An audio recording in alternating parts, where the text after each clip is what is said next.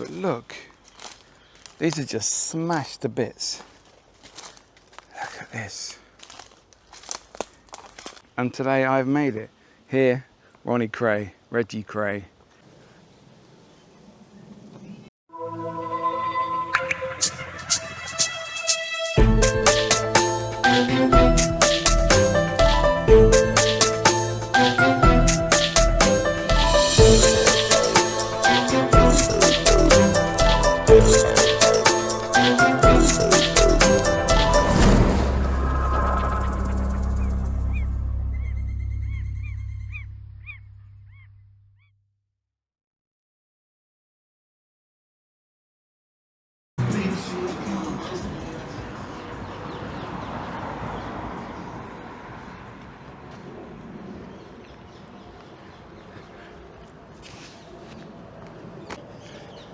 This must be their like offices, their site office.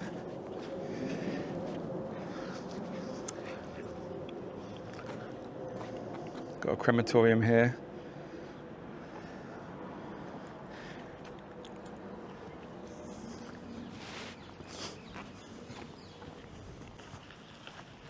Oh, there's their digger.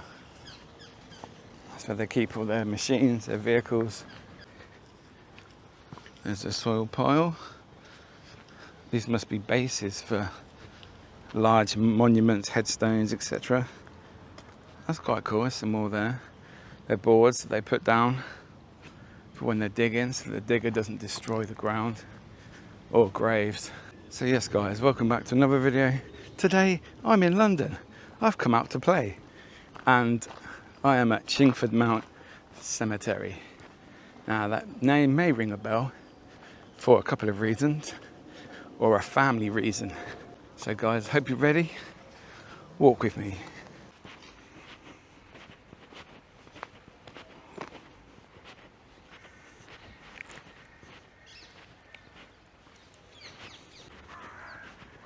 I do believe that this cemetery is very large. Many burials. I'm not sure what the dynamic is like. If it's all different sections, different burial styles in different sections. It looks like you've got the old bit out the back there. As you can see, lots of people tending their graves. There is an awful lot of people here, to be fair. I think we're going to start over there in the old section. Oh wow, it goes all the way around there. See, I parked at the bottom. I didn't realise how far it went. And it looks like there's a church over there. But we'll head down this way to the old section, guys. This might be a different style of video today. So we've got some big graves here. Hilda Knight, 1920. But yeah, this is definitely the older section over the back. Charles Merlish.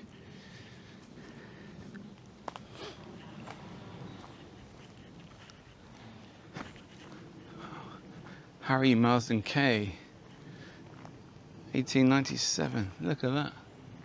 That's pretty cool. Margaret Dewar.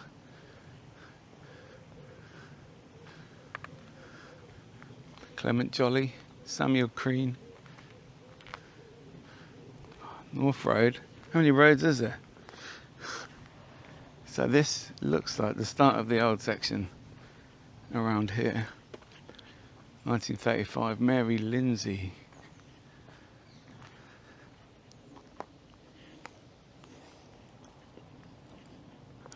Wow, look at these. These are all the overgrown ones.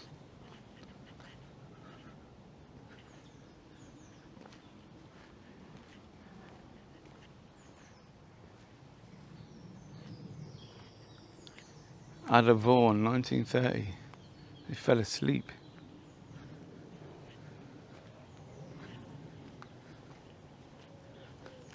Anchor. There's a few anchor headstones at the cemetery I work in, which I think they're pretty cool. Evelyn Elizabeth, 1895. Henry Jefferson, Emily Milton, Arthur Vincent.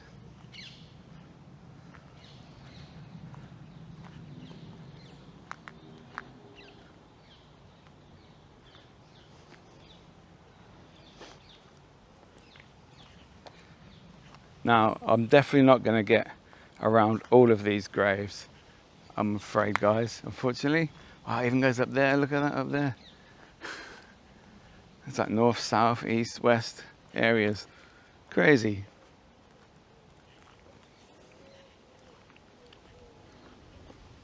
Ada Day, 1972.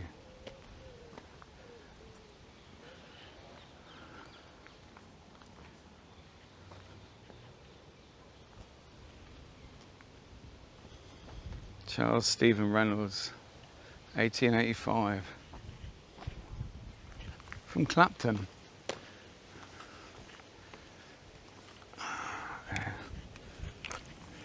So, let's head over here. I'm just going through this section.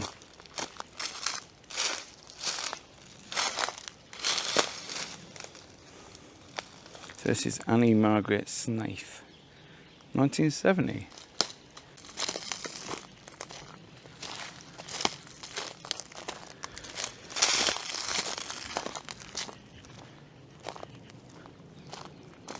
As you can see, guys, there's just so many massive monuments at the top there. So this is going to be a different video to normal. Obviously, we're still going to be looking at some of the graves.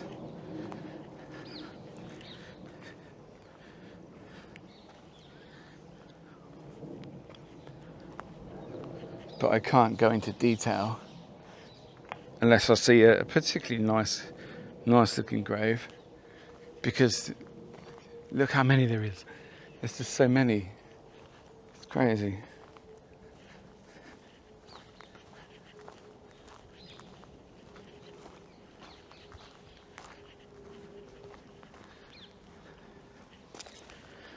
In a weird way, I quite like the overgrown look. Nature is taking the cemetery back, returning the deceased back to the earth.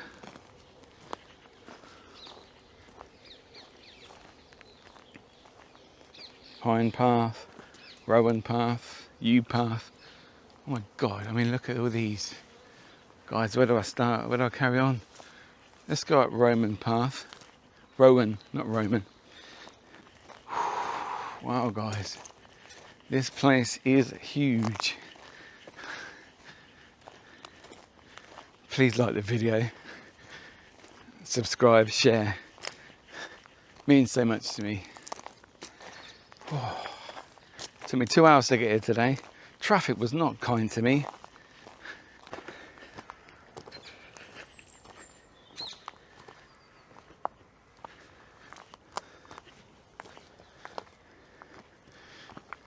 These are like middle 1900s, eh? It's strange that they're just left out here. But then again, London is a massive place. So I imagine so many people die every day in London. Just in this area alone.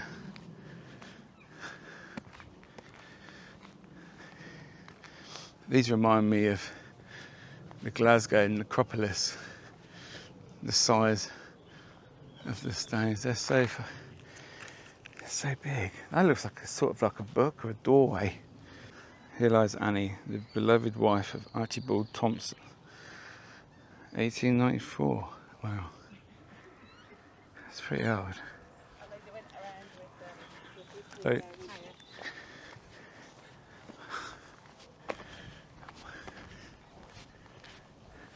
there's this huge plot of land.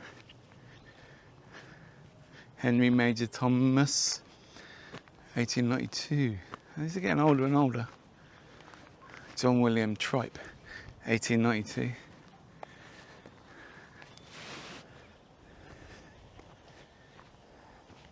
Samuel Linder, 1902.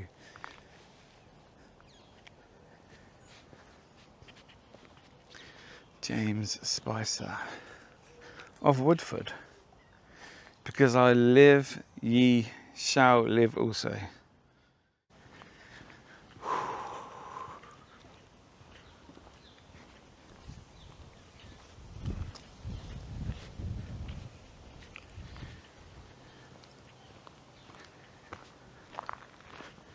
Charles Walker, 1912. I do like that style of headstone. The unusual ones, the rocks, the unique ones, shall we say. Oh, that's fell over. Oh my God, it goes up there as well, guys. It carries on up there. Wow.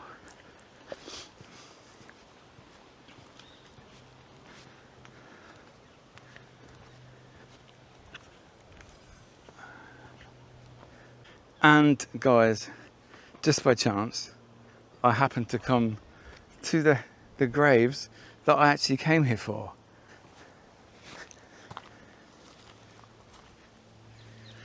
So in loving memory of my dear wife, Frances Kray, who passed away 7th of June, 1967, aged 23 years, if I could write the beauty of your eyes and in fresh numbers, number all the graces that age to come would say, this poet lies.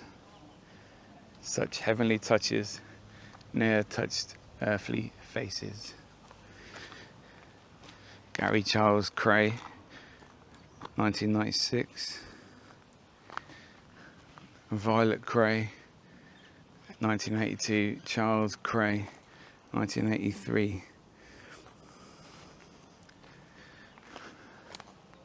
Charles Kray. And here we are, this is why we came here. Ronald Kray, Reginald Kray, 1995, 2000. Wow. 3 times I've attempted, in my head anyway, to come down here to film at the Kray's burial site. And today I've made it. Ronnie Kray, Reggie Kray, their brother Charles, their mum Violet, their dad Charles, Reggie's wife Frances. Here we are, the Krays, infamous murderers, loved, historic. Say what you want about them, but people loved them, people hated them, people wanted them dead, people worked for them, they looked after the locals. I believe my mum and dad met them once, because my mum and dad are from these areas. Ronnie and Reggie were identical twin brothers. They became infamous gangsters in London during the 1950s and 60s. The twins ran a gang known as The Firm, which controlled parts of East London's underworld. How much has this trial cost you? It's cost us roughly £8,000. And how do you feel about that? I don't suppose anyone likes the idea of spending that money for no reason at all, you know. Does it leave you broke, or how does it leave you? It doesn't leave us broke, but at the same time it's a lot of money to have to pay out when one is innocent, you know. A lot of people have got the impression from this trial that Clubland, London, is very tough. Do you think it is? You run a couple of clubs. Well, in all clubs you get an occasional drunk, you know, and sometimes have to be slung out, and that's why there's doormen and that, but I suppose it's like Clubland all over the world, really. It's just the same as... I don't suppose it can be that bad, as people won't go to them, really, would they?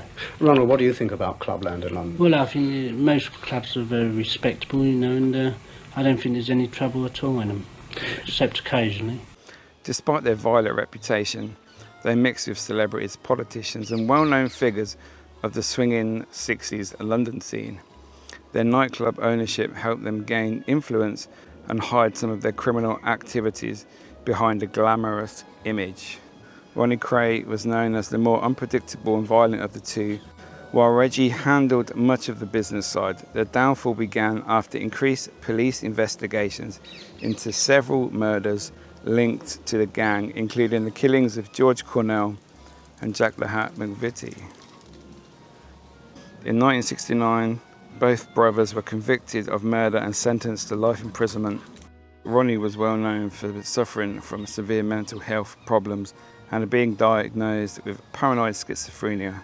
Much of his sentence was spent in psychiatric institutions, including Broadmoor Hospital, after his condition worsened. He eventually died from a heart attack at Wrexham Park Hospital near Slough after being transferred there from prison due to declining health. 2 days after collapsing in Broadmoor Prison, where he'd been since 1969. ITN's Paul Davis looks back on an extraordinary life of crime. Gang leader, killer and schizophrenic.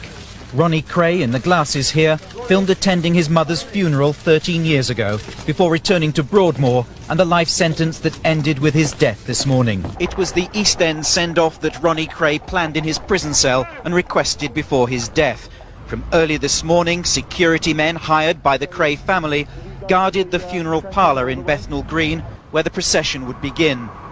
Among the floral tributes to the former gangster and convicted killer, this from his twin Reggie, who'd been given permission to leave prison for the day to attend the funeral.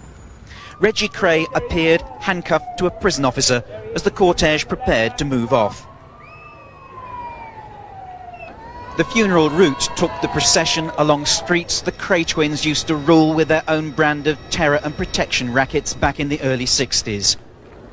There were large crowds, although most were curious onlookers. It's debatable whether Ronnie Kray would recognise the East End of today.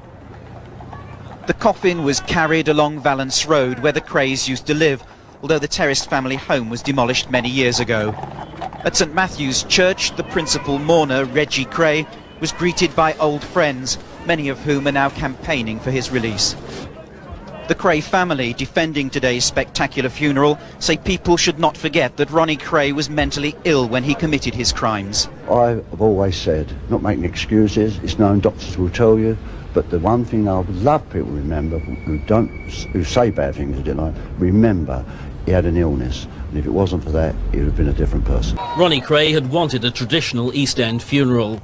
His family and friends made sure his wishes were respected down to the last detail, the extravagance of the occasion only adding to the Krays' mythology. For all the evidence of their violent past, there are still those who maintain the twins preyed only on their own, extorting money from other villains and conducting vicious gangland vendettas. Questioned about his murderous past, Ronnie Kray would simply say, "We never killed any members of the public." Whatever the reality, EastEnders turned out in their thousands to see his coffin pass by, many cheering and applauding the procession that stretched right across Bethnal Green as limousines followed the hearse to the church. Among a mass of flowers, a tribute from his twin brother Reggie, "To the other half of me." Having been allowed out of prison to attend the funeral, Reggie's arrival at the church was loudly cheered. Many in the East End think his sentence, to serve not less than 30 years, is too long, and they now want him released. The twins' older brother Charlie helped carry the coffin into church, along with pallbearers from the London Manors, once engaged in bitter rivalry with the Krays. During the service, held behind closed doors, the mourners sang the hymn "Fight the Good Fight" and listened to a recording of one of Ronnie's favourite songs, "I Did It My Way." In life, Ronnie Kray revelled in his dubious status as a gangland celebrity. The style of his departure would have been very much to his liking. Reggie died on the 1st of October 2000 at the age of 66. After spending more than 30 years in prison for murder, Reggie was released on compassionate grounds in August 2000 because he was suffering from terminal cancer. He spent his final weeks with his wife and family before passing away in his sleep. Thousands turned out to see the final chapter in the history of one of London's most notorious families, as Paul Davis reports. It was the East End funeral that Reggie Kray had planned in his prison cell. Free at last was the message spelt out in flowers, reflecting 31 years served for the murder of a fellow gangster. Many of Kray's friends and former associates were present to make sure everything went to his plan. 6 black horses led the cortege through Bethnal Green, along streets the Krays once ruled with fear, with modern-day EastEnders lining the route. The procession moved onto Valence Road, birthplace of the Krays' story. It was here that the Kray twins, Ronnie and Reggie, their older brother Charlie, were brought up by a doting East End mother. In the family's tiny terraced house, they ran their empire of crime, extortion and protection rackets. In those days, the Kray twins, known as the Firm, were notorious for their violent means of persuasion. Today, at his memorial service, Reggie Kray's own choice of music suggested he had few regrets. Reggie Kray was buried in the family plot in Chingford alongside his brothers and mother. Paul Davis, ITN, in the East End of London. In 1966, Ronnie was convicted of murdering George Cornell in a very public killing. Reggie was convicted of murder in 1967 for the murder of Jack the Hat McVitie. So I suppose it's not good to glorify murder, crime, but sometimes people they're mistaken for being evil when really behind the closed doors, the families, they are in fact pretty nice people. Now some people may have been on the wrong end of the craze, some people that you know, people that you've heard of, and you think they're really horrible people. But they're people that they looked after as well. They looked after friends, family, neighbours. It was known as being safe if you live near the craze and you're on the right side of them. They would look after you. Your nan, your mum, they would help you bring the shopping in. Things like that. So there are definitely two sides to every story. Ronnie and Reggie, rest in peace. The Kray family, may you all be at peace from Julie.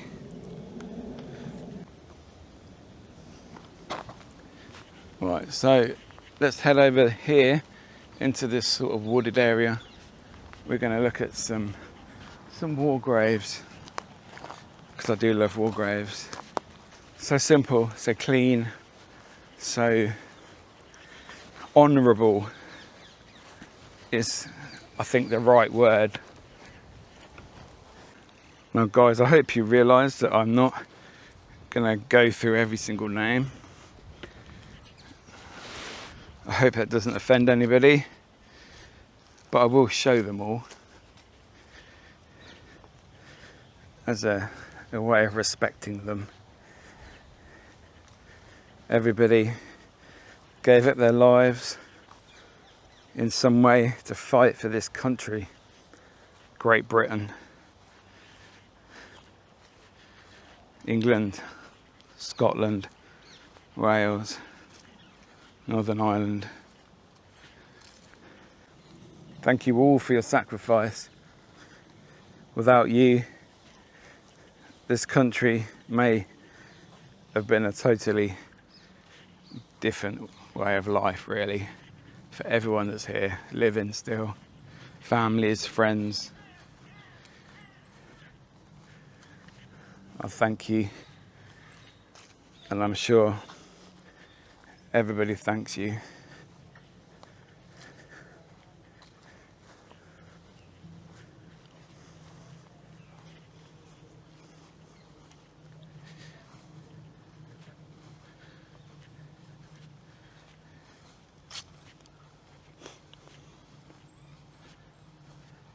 We'll just take a minute, guys. Obviously, I am showing them all. Just take a minute and remember and think what our lives would be like without brave soldiers going into battle for all of us all them years ago.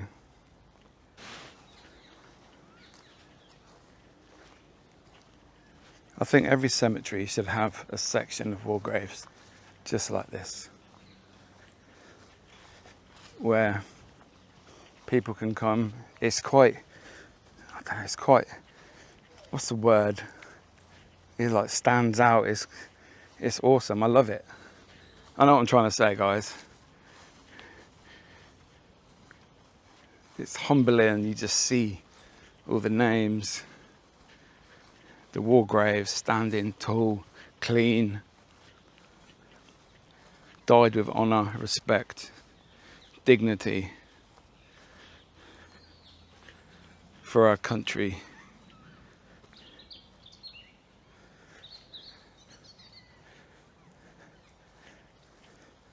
I'll tell you something about these war graves, Commonwealth graves.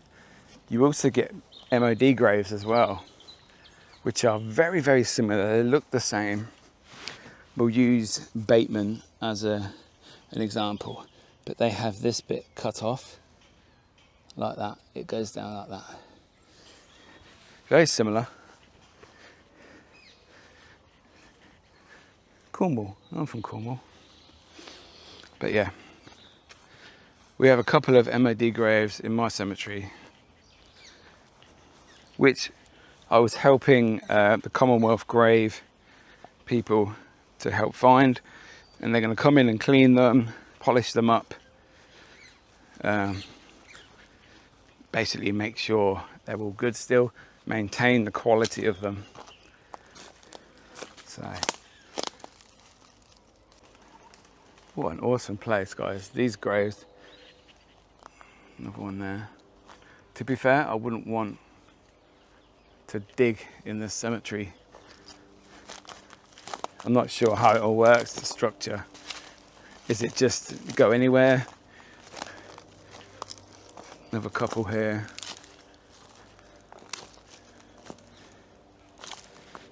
Another one there. Another one there. Another one up there. Another one there. There just seems like there's no way of burial. It's just, we'll put them here, we'll put them next to the normal graves, and then we'll put them next to this big monument, and then we'll put them here, and I think they should be on their own. Now I do understand, because I have in my cemetery, we have a few in the same section, and then we have random ones in other areas. So I do understand, but it still baffles me sometimes. I think they should just all be in one section.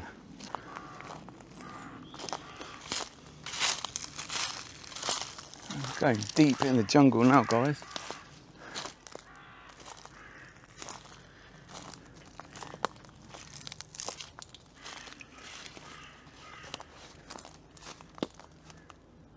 Even the crows are talking to us today.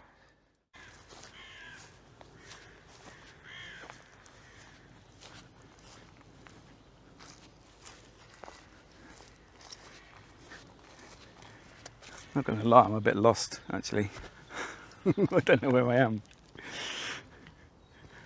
Oh, I'm just going to take a few photos, guys, because this place is epic. When you come to certain places like this, taking photos is a must for memories, etc. Vault of Ebenezer and Esther Ferry. At first I thought it was Ebenezer Scrooge. I know there is one though. But obviously he was a fictional character.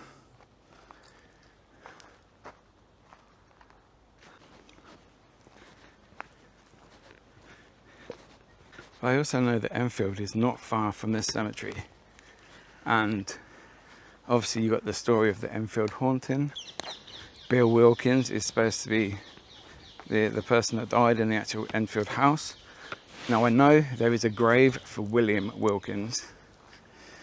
I've seen it online. One day maybe I will get there and have a look.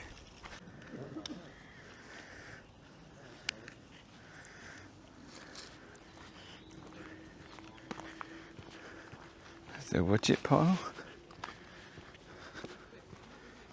It's just an amazing place.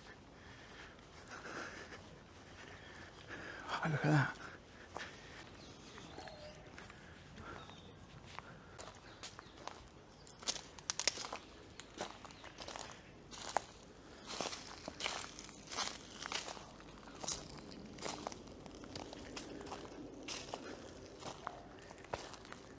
There's just so many. I don't know where to look.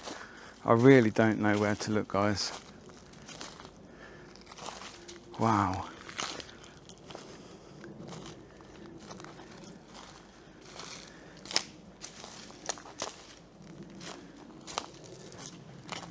This is obviously the old ones. They just leave. I mean, I wouldn't like to look after this cemetery, to be fair. Absolutely crazy.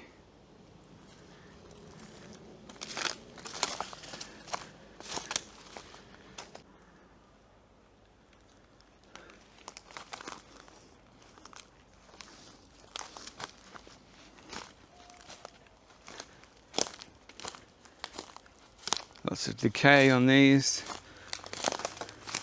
1890, Ethel Mary.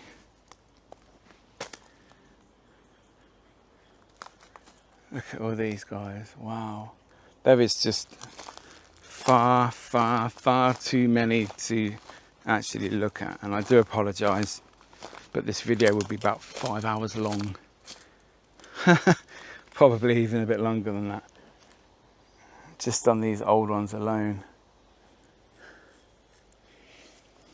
Absolutely amazing.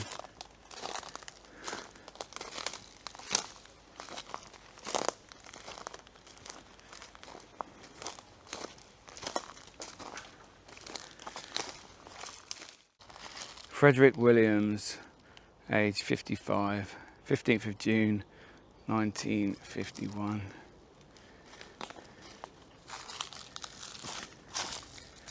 Florence Nellie Williams, 1953. Now I'm sure there are many famous people in here, but I do not actually have the time to go around and look for lots of people. Frances Elizabeth King, she was 9 months. Also William George King, aged 9 years. Isaac Hodgson, 8 years old. Joseph Hodgson, Clara Alice, 11 months. Wow, such a shame. I hate seeing children's ones. But look at this, guys. Look at the amount of damage in this area, whether it's the ground, the tree roots coming through, how dry it is. But look, these are just smashed to bits. Look at this.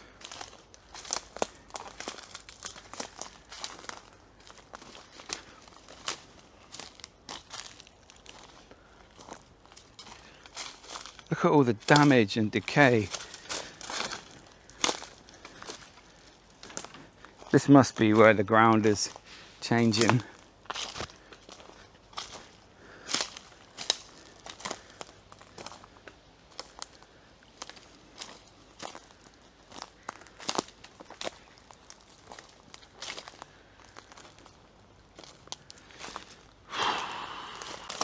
Now obviously there are lots of rows and rows and blocks of new looking headstones, like the marble ones, the shiny blacks, the shiny white ones, silver ones. I'm not going to go to them. They're the ones where families are currently laying flowers, etc.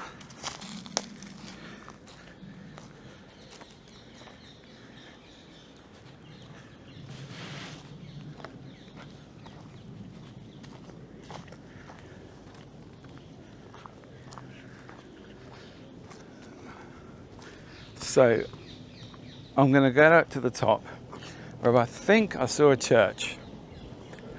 I'm not sure, but I think I did.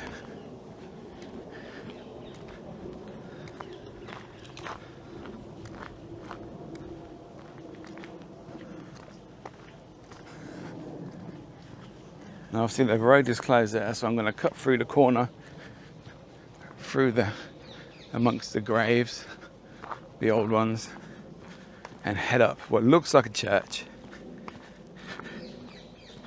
Let me know in the comments, guys, if you enjoy famous graves, famous cemeteries, things like that. Do you prefer just me looking for old ones, the oldest headstone, which I do try to do, even in this sort of video, but as you can see, there is just far too many for me to ever have a hope of trying to find the oldest one.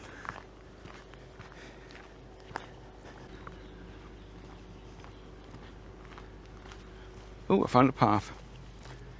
Let's go this way.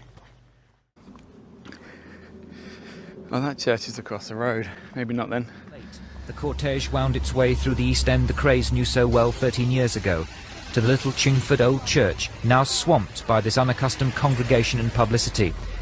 Hidden inside, Ronnie and Reggie waited, released for a day but handcuffed to their minders, their first real taste of the outside world for 13 years. After a 30-minute service, Ronnie and Reggie were allowed to hug their relatives and close friends for a matter of seconds. Then they filed out of the church, leaving the twins under tight security. 10 tense minutes later, as the security cordon tightened around the little Chingford church, out of a back door came a diminutive Reggie Kray, dwarfed by his guards on either side. And a few seconds later, his bespectacled twin brother Ronnie. The short walk down the side of the church was their final breath of fresh air. They weren't allowed to go to the graveside, but were whisked back to their separate prisons, Ronnie to Broadmoor, Reggie to Parkhurst. Meanwhile, an even bigger crowd rushed to the graveside service for Vi, next to where Reggie's wife Frances is buried. Among the famous faces was Diana Dawes. Close family rubbed shoulders with the merely nosy, and the surrounding graves were trampled underfoot. For elder brother Charlie Kray, it had been an emotional time. All I'd like to say as well that, you know, for the people, the kindness I can't believe. I mean, I just can't believe it. It amazes me with the amount of reads and the way people behaved. In fact, everybody. Don't you find it strange that in spite of your family's reputation, you get all this support?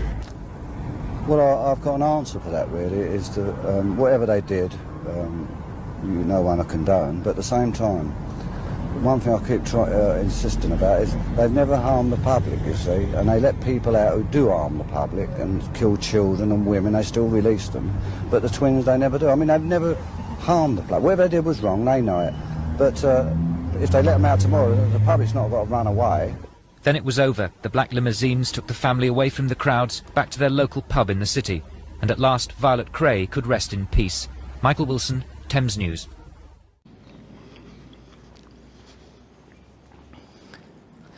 So as you can see, rows and rows and rows of very close, looks like 4-foot centres. They are close. We have 5-foot centres at our cemetery, just so that the mid-feather between the graves is more stable when you're digging next to another one. Because some of the older sections that you dig on, they do collapse because they're too close. The soil, the ground is not the best. And unfortunately, sometimes you may get a coffin from next door popping in while you're digging. It's not very nice, and it's obviously not nice for the families or the person that's buried. So I don't know what they're building there. There seems to be a massive area there. So that's it, guys. I hope you enjoyed this little video. I am back in my car. I have had a very, very long walk round. Such an amazing place. Thank you so much for watching. It means so much to me. And yeah, I did it in my car because there are lots of people in the cemetery now. Loads and loads of people turning up. Obviously, it's a popular place. London is massive. So I thought I'd do the outro in my car out of respect. So glad I came down here. So glad I finally made the trip. What an awesome, awesome place it was. To see the Krays, their headstone, their burial plot. Whatever you think of the Krays, they are iconic in this country. And I've seen all the films, documentaries, etc. And it's history, human history, people history. So yeah, I'm happy I came, really glad. This cemetery is epic. The old section, a lot of it is decayed. But can't help that. Smashed headstones, fallen down. But yeah, I wouldn't like to look after this cemetery. It's far too big. So much. So many areas to look after, to sort out, to fix. I didn't even go to the very, very, very, very top. So yeah, crazy. But yes, guys, thank you so much for watching. It means so much to me. Please like, hype the video, subscribe. And I'll see you next week, 8 PM, Cemetery Walks with Miki. See you later.